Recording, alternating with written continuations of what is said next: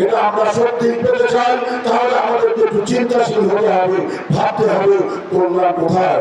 সর্বকালের সর্বশ্রেষ্ঠ যে মহানায়ক আপনারা আমার নবী জনাবে মুহাম্মদ রাসূলুল্লাহ সাল্লাল্লাহু আলাইহি ওয়াসাল্লাম, তিনি ঘোষণা দিয়েছিলেন রাষ্ট্র গঠন করার আগে, ইসলামী রাষ্ট্র গঠন করার আগে তিনি ঘোষণা দিয়েছিলেন আমি হচ্ছি এমন একটি রাষ্ট্র তোমাদেরকে উপহার দেবো যে রাষ্ট্রের মধ্যে মদিনা থেকে মক্কা পর্যন্ত একজন যুবক প্রাপ্ত মানুষ রাতের অন্ধকার হেঁটে চলে যাবে, একমাত্র আল্লাহর ভয় ছাড়া আর কোনো ভয় থাকবে না। কথা ঠিক কিনা?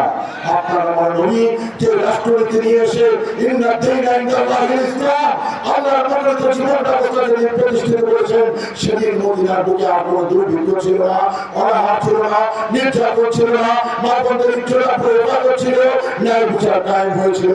পরবর্তীতে সারা বিশ্ব শাসন করেছে আমাদের খলিফা, কোথাও কোনো বেইনসাফ হয় নাই। কথা ঠিক কিনা?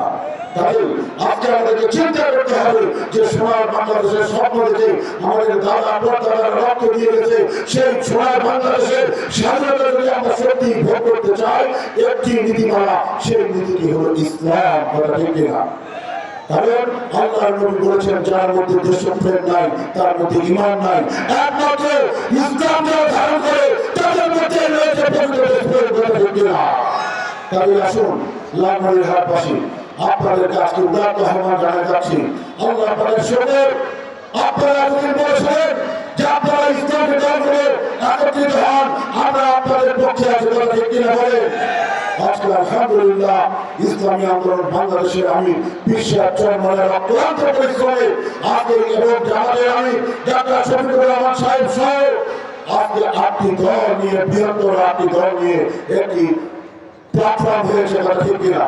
একটি প্ল্যাটফর্ম হয়েছে, এক বাক্স নীতি আমরা গ্রহণ করেছি। ইনশাআল্লাহ আমাদের এখান থেকে যে প্রার্থী দিয়েছি, যোগ্য প্রার্থী, আপনারা সবাই জানেন আমাদের মুফতি তিনি একজন মুফতি। আরে আমাদের সংসদের একজন মুফতিয়ার কেরামদের দরকার, যারা আইন প্রণয়ন করবেন। এই মুফতিয়ার কেরামদের হাতে কিন্তু আল্লাহ রাসূল আইনের দায়িত্ব দিয়েছিলেন, তারাই কিন্তু বিচারালয় পরিচালনা করেছে। ঠিক কিনা? যদি ইনসাফ ভিত্তিক বিচার করতে চায়, দুর্নীতি দুঃশাসন মুক্ত হতে চায়, যদি একটি সুন্দর বিচারালয় করতে চায়, ইনসাফ পেতে চায়, এই সমস্ত হযরত ওলামারা আমাদের সরকার মুফতিয়ার কেরামদেরকে আমাদেরকে সংসদে নিয়ে যেতে হবে। কথা ঠিক কিনা?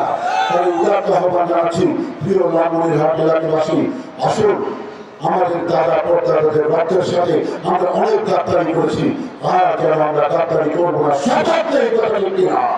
আমাদের কাছে শপথ দিতে হবে। দাদা পরদাদারা তারা কবরে চলে গেছে, সেখান থেকে কষ্ট পাচ্ছে যে কি বাংলাদেশ গড়ার জন্য আমরা যুদ্ধ করেছিলাম, রক্ত দিয়েছিলাম, শহীদ হয়েছিলাম, সেই বাংলাদেশে এখন পর্যন্ত আমরা করতে পারি নাই। আজকে আমাদের উপরে দায়িত্ব। আসুন আমরা ঐক্যবদ্ধ হই, আমরা বিশ্বের চরমনের হাত পাখার পক্ষে এবার ইনশাআল্লাহ গণজাগরণ করব।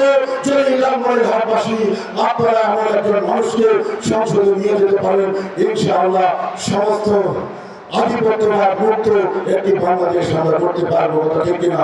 যেটা স্বাধীনতা, সার্বভৌমত্ব, আঞ্চলিক অখণ্ডতা আমরা রক্তের বিনিময়ে রক্ষা করবো ইনশাআল্লাহ।